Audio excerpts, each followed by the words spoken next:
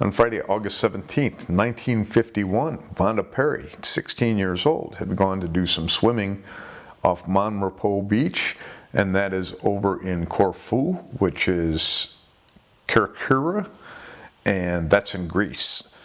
She had gone to the beach. She went there with a companion, a male companion, and they went out to do some swimming together. And just before noon, some reports are they were 150 yards out from shore, and other reports are they were over 300 yards from shore.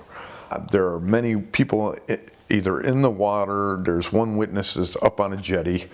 Her friend that was in the water with her. So Vanda's in the water with her friend, and he's sitting there swimming. She's swimming with him, and she looks at her friend, and he is pale white.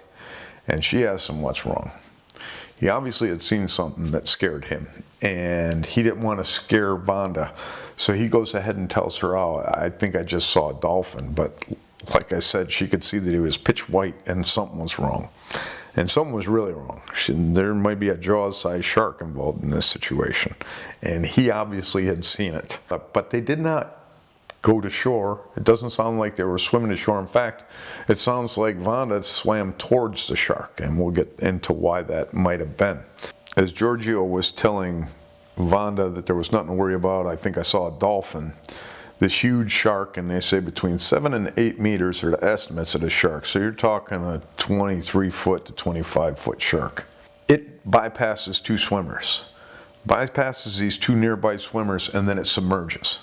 The shark is seen, like I said, there was witnesses that were on jetties and beach and the water. The shark surfaces about 7 to 8 meters behind her.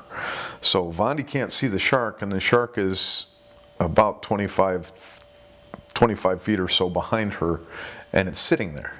It's doing this thing that you see in drone footage all the time where the shark is sitting there kind of watching the people.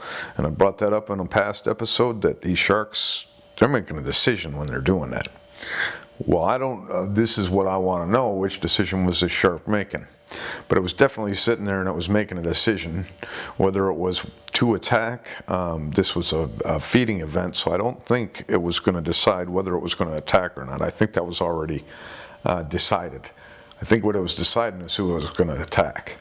No way to really tell though, but shark sits at the top of the water momentarily. They said he waited for a little bit, and then it made a mad charge at her. So the shark charged at Vanda, ends up with her, somehow gets her in its mouth all the way up to her waist.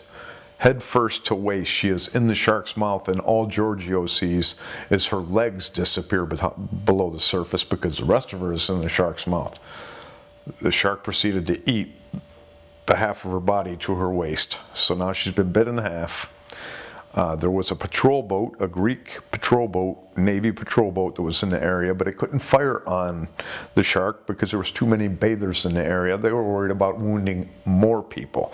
Giorgio's close enough to the shark that it says that while this is going on, he gets injured by the shark. One of the news clippings says the shark turned its attention to him, which makes it sound like he was bitten, but they don't say that. I'm wondering if he was hit by the tail as it swam away or something like that, because there's no mention of a bite to him. So Giorgio, we don't know exactly what happened to Giorgio, but we do know he was injured by the shark. In the meantime, the shark came back and took the rest of the remains and disappeared with them. They did a search. They could never find her body. She just ended up being consumed by the shark. Some of the, like I said, a couple of the things with the story, some of the witnesses, some of the stories say that they were 150 meters from shore. Others say 300 to 400 meters from shore. She was in 20 feet of water, 20 to 25 feet of water. One of the questions it brings to my mind is, how did she end up head first in the shark's mouth? Was she swimming towards it when it came at her? Because she didn't know it was there. That's one of the possibilities. Another possibility is all that spinning and flipping and things that happens when a shark of 4,000 pounds probably plus hits you like that, toss you around like a rag doll. It's nothing to them. I mean, it's like probably us picking up an ant. Same thing. That's our story of Vanda Perri, a very brutal attack. One of the most vicious attacks I know of. One of the only ones that has the shark seen submerged, the shark passing others, and the shark doing the drone footage, sitting there and making some decision. before it goes ahead and makes that attack. So that's our story of Vanda Perri, an attack, a fatality, and a predation.